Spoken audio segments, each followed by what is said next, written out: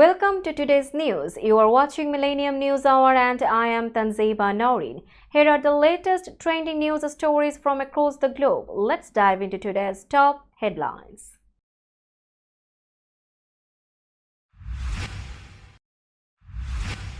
Biden mistakenly introduces Zelensky as Putin at NATO event. Influential Democrats back Biden as others weigh their options. Hungary's Orban, a NATO outlier on Ukraine, talks peace mission with Trump. Trump lawyers invoke immunity ruling in bid to toss hush money verdict. RFK Jr. reportedly sends apology text to Oman who accused him of sexual assault. A million homes, businesses in Texas still without power after Hurricane Beryl. Turkey's Erdogan warns against NATO-Russia conflict. Bodies of about 60 Palestinians reportedly found after Israeli attack on Gaza City. Imran Khan's PTI scores major win in Pakistan battle for reserved seats.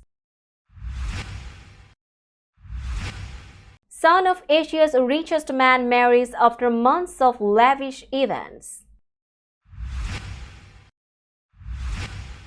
Defending champion Alcaraz into Wimbledon final. And two French rugby players charged with aggravated rape in Argentina. You are listening to Headlines Now News in detail. President Joe Biden accidentally called Ukrainian leader Vladimir Zelensky President Putin during a signing ceremony at the NATO summit in Washington, D.C. This slip-up has raised more concerns about Biden's mental sharpness, especially after a poor debate performance against Donald Trump 2 weeks ago. And now I want to hand it over to the president of Ukraine, who has as much courage as he has determination. Ladies and gentlemen, President Putin, Biden said, causing gasps in the room. He quickly corrected himself, saying, going to beat President Putin, President Zelensky. I am so focused on beating Putin. French President Emmanuel Macron defended Biden, saying, we all slip up sometimes. It's happened to me and it could happen again tomorrow.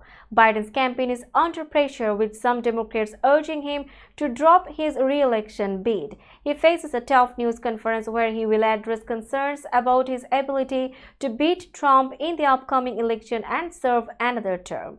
Biden's advisors argue that the debate hasn't drastically changed the race, though they acknowledge challenges in key states. President Joe Biden received support from two prominent Democrats on Friday, bolstering his bid for re-election. Representative James Clyburn, speaking on NBC's Today program, said, I'm riding with Biden no matter which direction he goes. California Governor Gavin Newsom, seen as a possible future presidential candidate, also backed Biden, stating, I am all in, no daylight, in an interview with CBS. Clyburn, 83 years old, is an influential figure among black voters, crucial for Biden's campaign. Newsom represents the younger generation of Democratic leaders. Despite their support, some Democrats are still unsure about Biden's fitness for re-election. So far, 18 lawmakers have urged him to step aside after his shaky debate performance against Donald Trump on June 27. Representative Brittany Peterson posted on social media, please pass the torch to one of our many capable Democratic leaders so we have the best chance to defeat Donald Trump. Democrats are debating whether Biden is their best option for the November 5 election. Some fundraisers like Dimitri Milhorn and John Morgan felt reassured after Biden's recent press conference. However, the New York Times reported that about 90 million in donations are on hold until Biden's candidacy is confirmed. Hungarian Prime Minister Viktor Orban met with Donald Trump on Thursday to discuss peace possibilities, according to Orban's spokesperson. Trump, running again for the White House, hosted Orban at his Mar-a-Lago home in Florida. Trump later posted on social media, "There must be peace, and quickly. Too many people have died in a war that should have never started." Orban, a strong Trump supporter, has been on a peace mission visiting Kiev, Moscow, and Beijing, angering some NATO allies. His meeting with Russian President Vladimir Putin upset other NATO members who want to isolate Putin over the Ukraine war. The Kremlin stated Orban didn't inform Putin about his meeting with Trump. Ukrainian President Vladimir Zelensky criticized Orban's efforts, saying not all leaders can negotiate peace. White House National Security Advisor Jake Sullivan noted Ukraine's concerns about peace talks without its involvement. Orban's actions have also irritated many European Union members. Hungary, now leading the EU, voiced opposition to key NATO positions at a summit hosted by President Joe Biden. Hungary's Foreign Minister Peter Szijjártó believes a second Trump presidency would boost peace hopes in Ukraine. Trump claims he could quickly end the war, though he hasn't detailed how.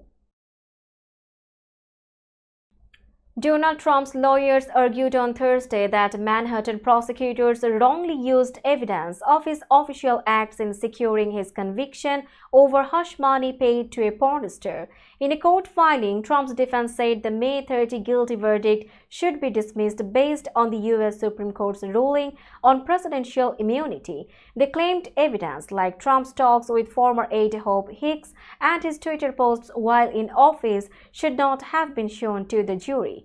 Defense lawyers Todd Blanche and Emile Bove wrote, "The use of official acts evidence was a structural error under the federal constitution. The jury's verdicts must be vacated." Justice Ewan Merchant delayed Trump's sentencing by 2 months after the defense cited the Supreme Court's ruling that presidents can't face criminal charges over official acts. This ruling stated that a president's official acts can't be used in private matter prosecutions.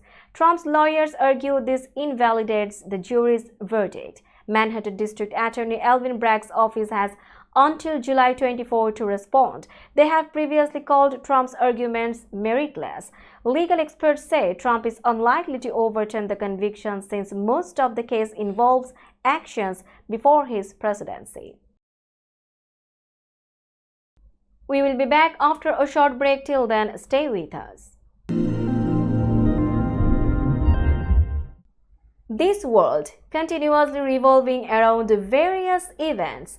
Every minute, every second, something is happening somewhere around the globe, and you want to get connected to that event or to that specific moment. Here we come, Millennium News Hour, to get you connected with top USA and international trending news, which includes local news, political news, world news, business news, health and science-related news, entertainment news, sports news, and so on. Millennium News 24 is transmitted and available to be watched free for OLED TVs such as Sony, Samsung, LG, Roku TV, Amazon TV, and Apple TV, and also in all European countries and Australia available with Sky Network, Worldwide Jago TV, Radiant IPTV, Worldwide Jago BD Network, and Horizon Satellite globally. Stay connected with Millennium News Hour to get the world news on your feast.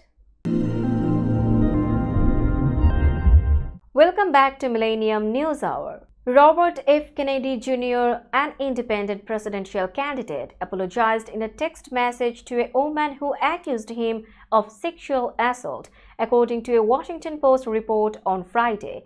The accusation comes from Eliza Cooney, who claimed Kennedy assaulted her in the late 1990s when she was a nanny and legal intern living in the Kennedy family home.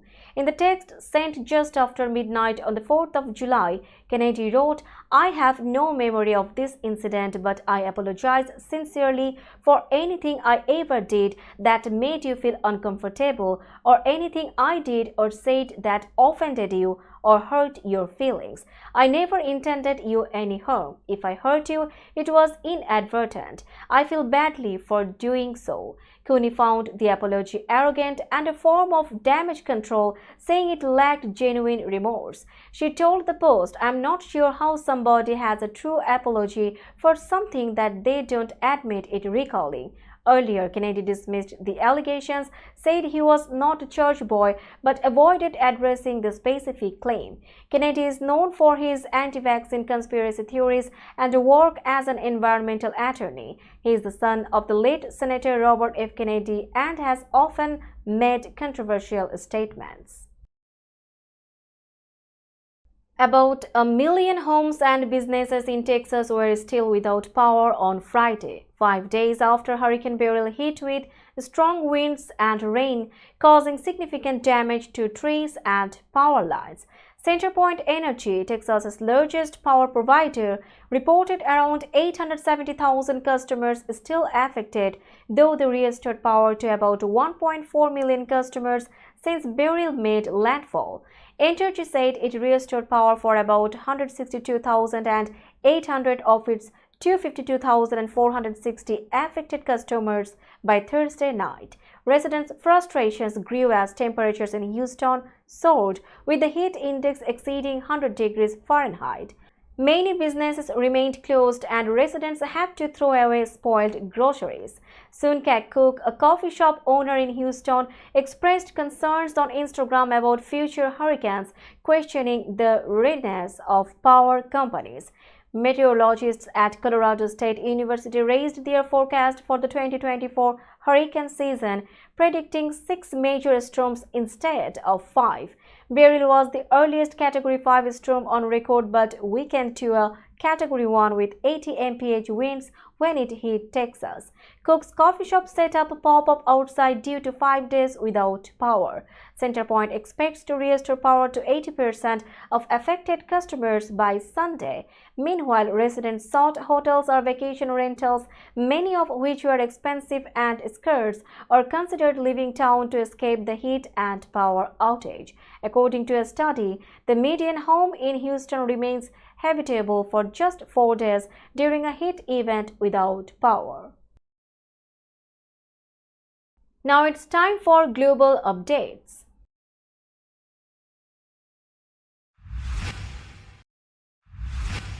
Turkish President Recep Tayyip Erdogan warned NATO against escalating the conflict with Russia, emphasizing the importance of diplomacy at a recent summit. The Washington summit saw announcements such as F-16 transfers to Ukraine and the US deploying long-range missiles in Germany.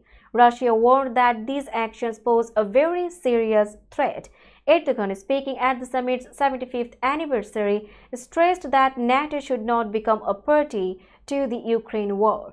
Turkey, unique among NATO members for not sanctioning Russia, supports Ukraine's territorial integrity. Erdogan highlighted that diplomacy should not be ignored and negotiations don't equate to surrendering. Former President Donald Trump, a candidate in the upcoming election, has indicated he would push for a settlement in Ukraine if he wins. Meanwhile, President Joe Biden rallied allies to support Ukraine with weapons and promised a path for Kiev to join NATO, a move strongly opposed by Russian President Vladimir Putin. Kremlin spokesman Dmitry Peskov stated that NATO is now fully involved in the Ukraine conflict. We will be back after a short break. Till then, stay with us. This world continuously revolving around various events. Every minute, every second, something is happening somewhere around the globe, and you want to get connected to that event or to that specific moment. Here we come, Millennium News Hour, to get you connected with top USA and international trending news, which includes local news, political news, world news, business news, health and science-related news, entertainment news, sports news, and so on. Millennium News 24 is transmitted and available to be watched free for OLED TVs such as Sony, Samsung, LG, Roku TV, Amazon TV and Apple TV, and also in all European countries and Australia available with Sky Network, Worldwide Jago TV, Radiant IPTV, Worldwide Jago BD Network and Horizon Satellite globally. Stay connected with Millennium News Hour to get the world news on your feed. Welcome back to Millennium News Hour. You are watching latest global updates. Emergency workers in Gaza have found around 60 bodies in Gaza City after Israeli forces withdrew following intense battles with Hamas militants. The Civil Defense Agency in Gaza reported that the bodies were discovered in the Tel al-Hawa and al-Sina districts after a week-long offensive. Mahmoud Basil, a spokesperson for the agency, stated that many people are still missing under the rubble of destroyed homes and rescue crews are struggling to reach them. He also mentioned that the Sabha Medical Center, serving 60,000 residents, was destroyed in the fighting, though this hasn't been confirmed by Israel. The Israeli military announced the killing of Ayman Shadeh, the deputy commander of Hamas's Shujaya battalion, who was involved in the October 7 attacks. Earlier, the Israeli army warned Gaza City residents to flee due to ongoing assaults, with up to 350,000 people sheltering in the area. Many civilians expressed fear and uncertainty about leaving, doubting the safety of escape routes. Meanwhile, Arab mediators supported by the US are attempting to negotiate a ceasefire to exchange Israeli hostages for Palestinians jailed by Israel. Hamas warned that the heavy assault on Gaza City might jeopardize these efforts. The Supreme Court of Pakistan has ruled in favor of the Pakistan Tehreek-e-Insaf party led by former Prime Minister Imran Khan, allowing it to claim reserved seats in national and provincial assemblies. The decision, announced by a 13-member bench with an 8-5 vote, is a significant blow to the coalition government. The case arose after PTI candidates had to run as independents in the February 8 elections due to a ruling from the Election Commission of Pakistan that barred them from using their party symbol, a cricket bat. Despite this, PTI candidates won 93 seats in the National Assembly, more than any other party, while the Pakistan Muslim League Nawaz won 75 seats and the Pakistan People's Party secured 54. The court affirmed that PTI is a legal political party and that not having an election symbol does not diminish its rights. It ordered PTI to submit its list for reserved seats within 2 weeks. PTI leader Gauhar Ali Khan called the ruling a victory for democracy and the rule of law in Pakistan. Mark Zuckerberg, Kim Kardashian and former British Prime Minister Boris Johnson are all set to attend a lavish wedding in India. The event will take place at a 25-acre convention center in Mumbai, owned by Mukesh Ambani, Asia's richest man. The wedding for Ambani's son Anand and fiancée Radhika Merchant has been ongoing for over a week and is expected to cost hundreds of millions of dollars. The pre-wedding celebrations included a star-studded party in March with 500 dishes and a performance by Rihanna. Anand Ambani is managing the family's green energy projects, and the Ambani family's wealth is tied to their diverse business operations in energy, telecommunications, and retail. Critics have condemned the extravagant spending amid rising income inequality in India, where many live on less than 3.60 a day. Some describe the wedding as vulgar in its display of wealth, with estimates suggesting costs could reach 600 million, making it one of the most expensive weddings ever. Wedding planner Bhavnesh Sawhney called it the craziest, richest wedding ever, highlighting its scale and expense. We will be back after a short break. Till then, stay with us. This world continuously revolving around various events. Every minute, every second, something is happening somewhere around the globe, and you want to get connected to that event or to that specific moment. Here we come, Millennium News Hour, to get you connected with top USA and international trending news, which includes local news, political news, world news, business news, health and science-related news, entertainment news, sports news, and so on. Millennium News 24 is transmitted and available to be watched free for OLED TVs such as Sony, Samsung, LG, Roku TV, Amazon TV and Apple TV, and also in all European countries and Australia available with Sky Network, Worldwide Jago TV, Radiant IPTV, Worldwide Jago BD Network and Horizon Satellite globally. Stay connected with Millennium News Hour to get the world news on your feed. Welcome back to Millennium News Hour. Now it's time for business news.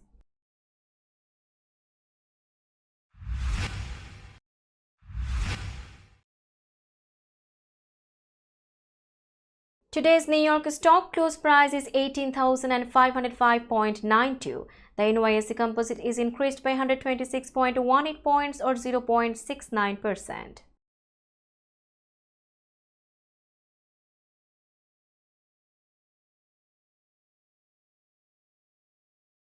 Tokyo stock close price is 41,190.68.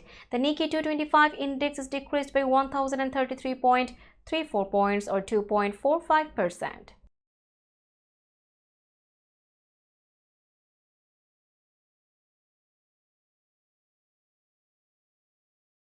Shanghai stock close price is 2,971.30. The Shanghai index is increased by 0.91 points or 0.03%.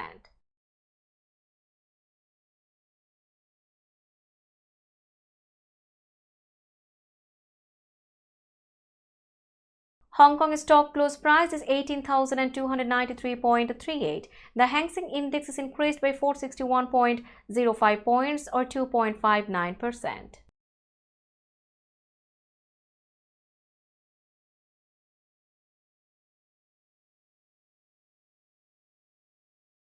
Bombay stock close price is 80,519.34. The Sensex index is increased by 622.00 points or 0.78%.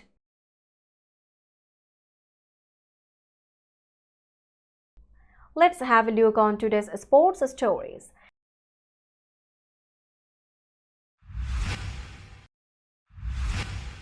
Defending champion Carlos Alcaraz advanced to his fourth Grand Slam final at Wimbledon on Friday, defeating Daniil Medvedev after losing the first set. Alcaraz won with scores of 6-7, 6-3, 6-4, 6-4 and will face either seven-time champion Novak Djokovic or Lorenzo Musetti for the title on Sunday. Alcaraz previously defeated Djokovic in a thrilling five-set final in 2023. "I know it will be a tough match," said Alcaraz, who hit 55 winners compared to Medvedev's 31. He acknowledged feeling nervous at the start as Medvedev played strong tennis. Medvedev, who lost to Alcaraz at this stage last year, struggled with frustration, receiving a warning for unsportsmanlike conduct during the match. Despite this, he won the first set in a tiebreak. Alcaraz bounced back by breaking Medvedev early in the second set. He dominated the third set with 14 winners, claiming a key break. Although Medvedev managed to break back in the fourth set, Alcaraz maintained his pressure and secured the victory. Prosecutors in Argentina charged two French rugby players with aggravated rape in a serious case involving a woman who claimed she was assaulted multiple times. The alleged incident occurred last Sunday in Mendoza after the French team's match against the Argentinian Pumas. The players Oscar Jigu, 21 years old, and Hugo Araujo were arrested in Buenos Aires and transferred 620 miles to Mendoza for their first court appearance. They chose not to testify during the hearing. The French Rugby Federation stated that the players admitted to having consensual sex with the woman but denied any violence. Prosecutors mentioned that a court would soon decide on the players' request for house arrest. The woman's lawyer Natasha Romano shared the details of the assault, sparking outrage in France and raising concerns in Argentina about misogyny and sexual violence in sports.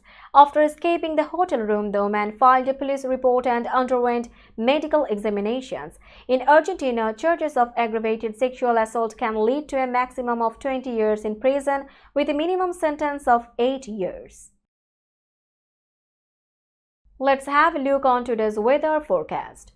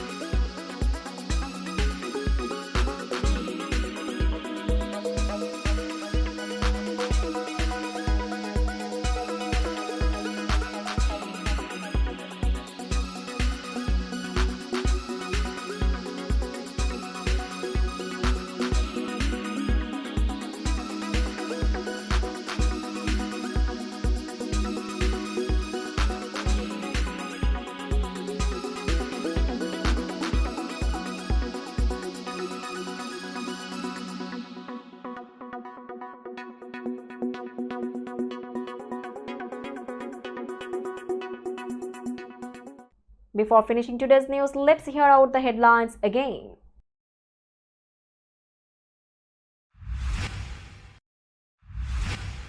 Biden mistakenly introduces Zelensky as Putin at NATO event.